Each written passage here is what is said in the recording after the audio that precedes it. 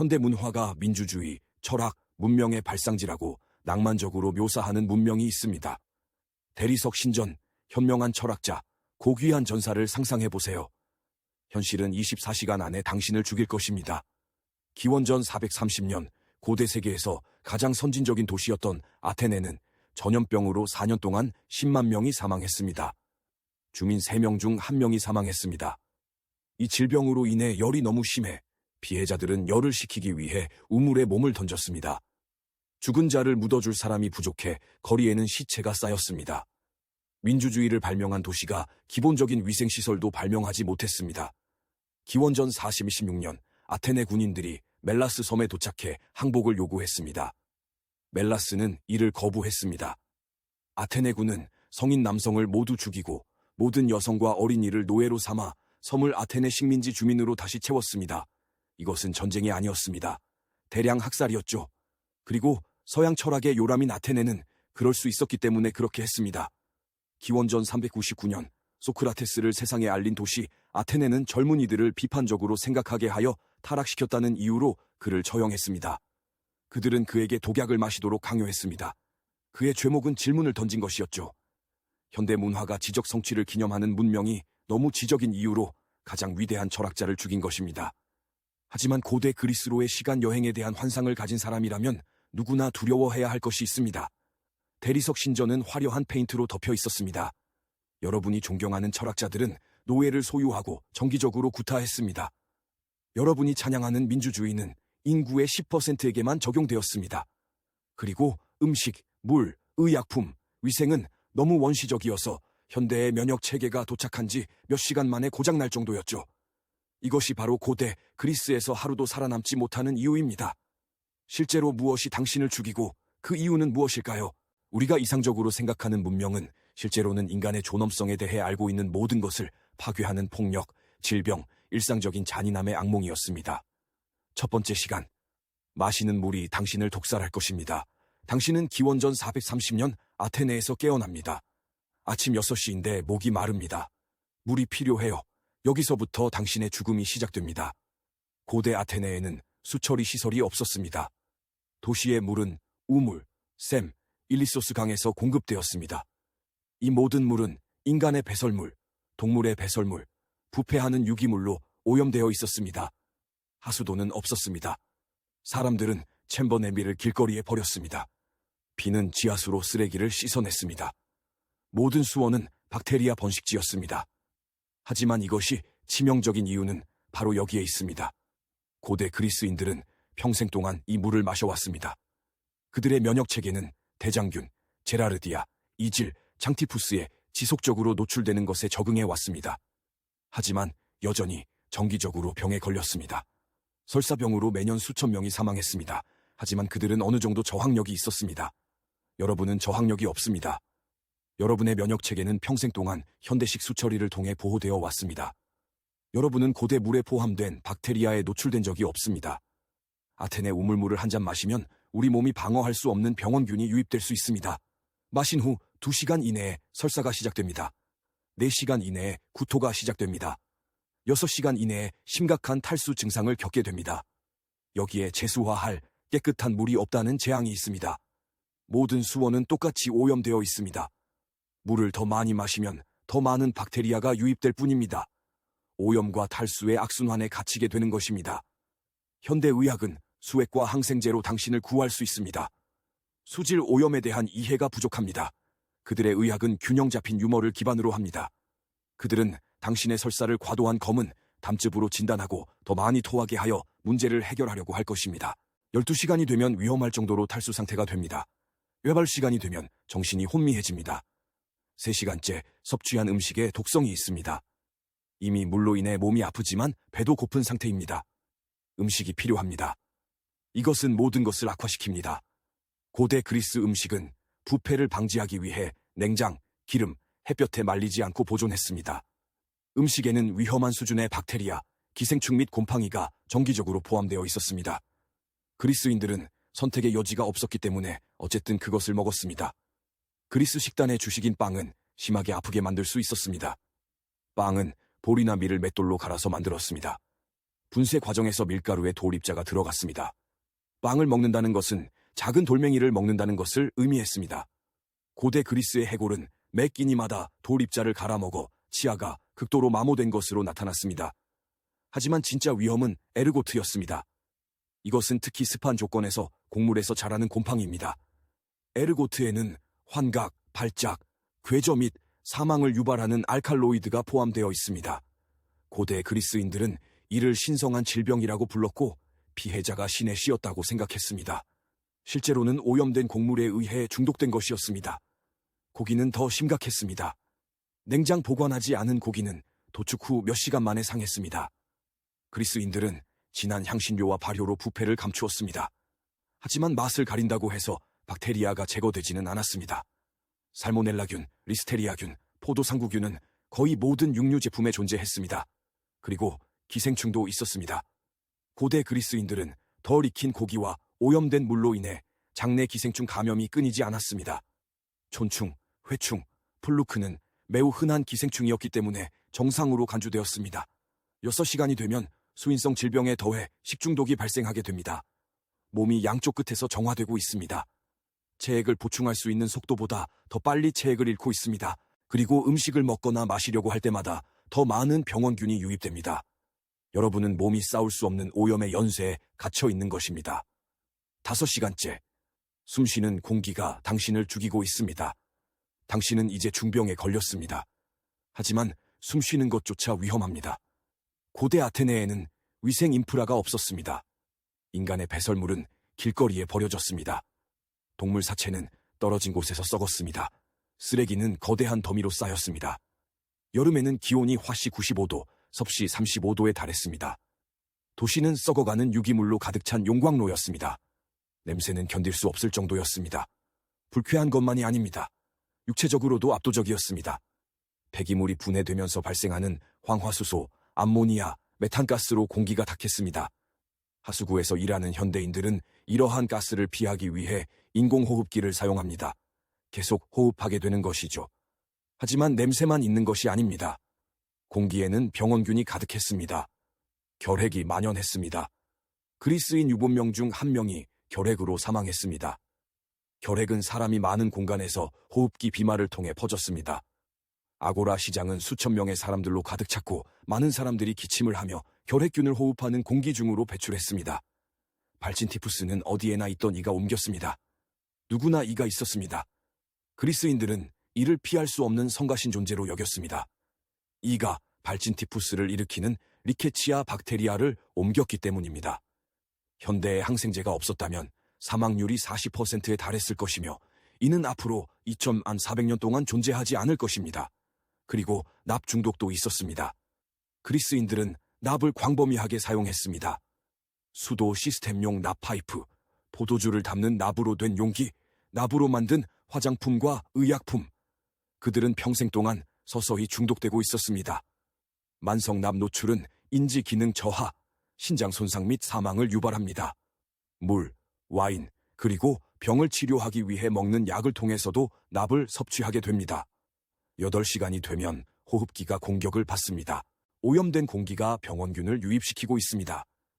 부패가스가 폐를 자극합니다. 몸은 물, 음식, 그리고 이제 공기로부터의 감염과 싸우고 있습니다. 면역체계가 압도당하고 있습니다. 약이 당신을 끝낼 것입니다. 지금쯤이면 당신은 필사적으로 아플 것입니다. 누군가 이를 알아차리고 도와주기로 결심합니다. 이때부터 상황이 정말 끔찍해집니다. 고대 그리스 의학은 4가지 유머 이론에 기초했습니다. 피, 가래, 황색 담즙, 흑색 담즙이 그것입니다. 울리스는 이러한 유머의 불균형에서 비롯된다고 믿었습니다.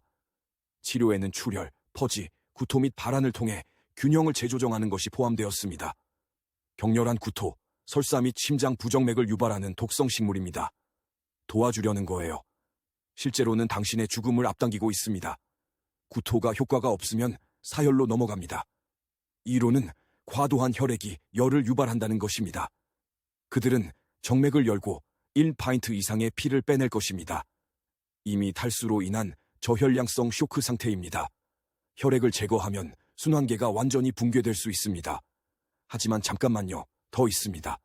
그리스 의사들은 또한 뜨거운 금속으로 살을 태워 증기를 차단하고 천을 회복하는 소작법을 사용했습니다. 탈수와 감염으로 죽어가는 동안 피부를 태우는 것이었습니다. 화상으로 인해 더 많은 박테리아가 유입되고 체액 손실이 증가했습니다. 약품은 독극물이었습니다.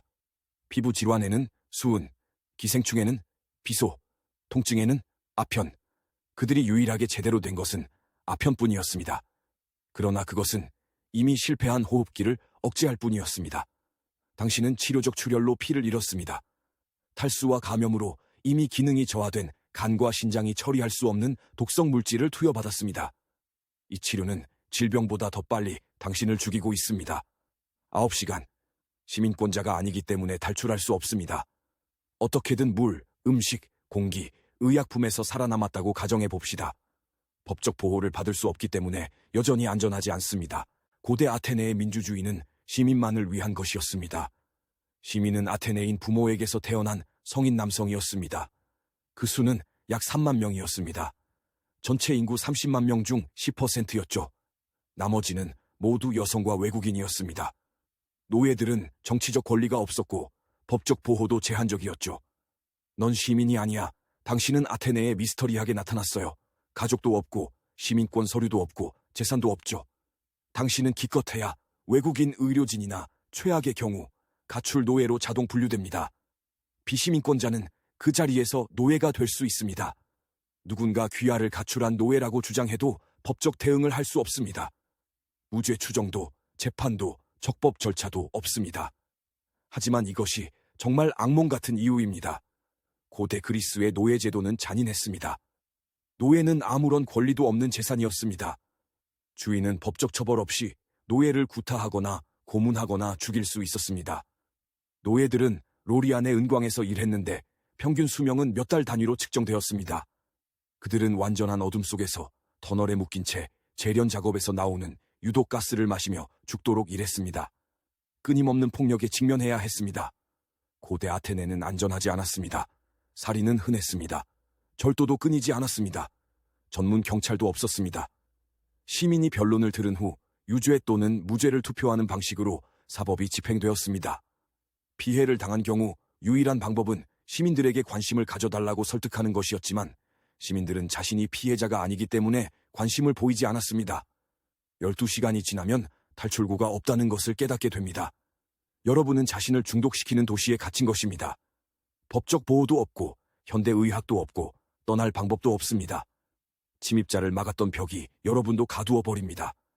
13시간 사회적 규범이 당신을 정신적으로 무너뜨릴 것입니다. 몸은 어떻게든 살아남았다고 해도 문화는 정신을 파괴할 것입니다. 노예 제도는 어디에나 존재했고 의심의 여지가 없었습니다. 아테네 인구의 3분의 1이 노예였습니다. 이들은 전쟁 포로만이 아니었습니다. 그들은 가축처럼 사고 팔리고 사육된 사람들이었습니다. 가족은 헤어지고 아이들은 어머니에게서 빼앗겼습니다. 인간은 재산이었고 모두가 이를 당연한 것으로 받아들였습니다. 여러분이 존경하는 철학자들도 노예를 소유했습니다. 아리스토텔레스는 어떤 사람들은 소유하는 것이 더 나은 타고난 노예라고 썼습니다. 플라톤의 이상적인 공화국에는 노예 계급이 포함되었습니다. 이들은 아테네의 위대한 지성들이었으며 노예제를 자연스럽고 필요한 제도라고 생각했습니다. 여성에게는 권리가 없었습니다. 투표도 할 수 없었고 재산을 소유할 수도 없었으며 남성의 감독 없이는 대중 앞에 나설 수도 없었습니다. 존경할 만한 여성은 집안에 머물렀습니다. 공공장소에 혼자 나타나는 여성은 매춘부로 간주되었습니다. 아테네에서 가장 똑똑하고 유능한 여성조차도 가장 멍청한 남성 시민보다 권리가 적었습니다. 아동 결혼은 당연한 일이었습니다. 소녀들은 15세 중 13세에 30대 남성과 결혼했습니다. 이것은 스캔들이 아니었습니다. 현대의 기준으로는 강간으로 간주될 수 있는 결혼식이었습니다. 고대 그리스인들은 이를 남성이 자신의 재산을 주장하는 것으로 여겼습니다. 동성애는 허용되었지만 가장 불안한 상황에서만 허용되었습니다. 성인 남성은 페데라시라는 관행으로 12세, 17세의 10대 소년을 성적으로 추행했습니다. 이것은 교육적인 것으로 간주되었습니다. 그 남자는 에라스트의 애인이었습니다. 소년은 아로마코였습니다. 오늘날이라면 징역형에 처해질 수 있는 연인 관계는 문화적으로 풍요로운 것으로 여겨졌습니다. 그리고 폭력은 지속적이고 일상적이었습니다. 아테네는 종교적 불경죄로 사람들을 처형했습니다. 분리주의자들은 장애아를 절벽 아래로 던졌습니다. 군대는 도시 전체를 학살했습니다. 노예제도, 강간, 아동학대, 대량 학살은 사람들이 의심하지 않는 일상적인 일이었습니다. 15시간이 지나면 인지 부조화가 깨질 것입니다. 여러분은 고대 그리스가 문명, 이성, 인간 존엄성의 발상지라고 믿고 자랐습니다. 하지만 이제 여러분은 인간이 다른 인간을 일회용 물건으로 취급하는 모습을 보고 있습니다. 우리에게 철학과 민주주의를 가져다준 문화는 노예제, 여성 혐오, 잔인함에 기반을 두고 있습니다. 그리스의 영광에 대해 믿었던 모든 것이 거짓으로 드러납니다. 17시간 당신은 죽어가고 있지만 아무도 신경 쓰지 않습니다. 지금쯤 당신은 다발성 장기 부전의 마지막 단계에 있습니다. 탈수, 감염, 영양실조로 쓰러져 길거리에 누워 있습니다. 사람들은 멈추지 않고 당신을 지나칩니다. 고대 그리스인들은 보편적인 인간 존엄성에 대한 개념이 없었습니다. 자선은 미덕이 아니었습니다. 낯선 사람에 대한 동정심은 기대할 수 없었습니다. 노예들이 시체를 성벽 밖에 있는 집단 무덤으로 끌고 가기도 했습니다. 병원도, 응급서비스도, 구급차도, 사회 안전망도 없었습니다. 아파도 돌봐줄 가족이 없으면 혼자 죽어야 했습니다. 게다가 연고가 없는 외국인이기 때문에 가족도 없었습니다. 아테네에서는 치료의 신 아스클레피오스 신전도 당신을 도와주지 않았어요. 신전에서 치유를 받으려면 돈을 지불하고 재물을 바쳐야 했죠. 당신은 희생할 동물이 없습니다.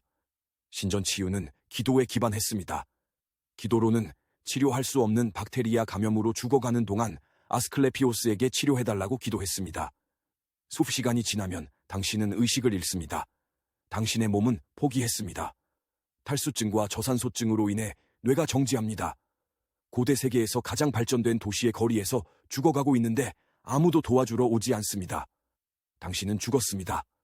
사망 원인, 수인성 박테리아 감염, 식중독, 호흡기 감염, 탈수 및 의료 과실, 기여 요인, 위생 부족, 오염된 음식 공급, 유독한 공기질, 효과적인 약의 부재. 노예가 시신을 수습할 때까지 시신은 길거리에 방치됩니다. 다른 외국인, 범죄자, 노예들과 함께 집단 무덤에 버려질 것입니다. 표식도 없고 기록도 남지 않습니다.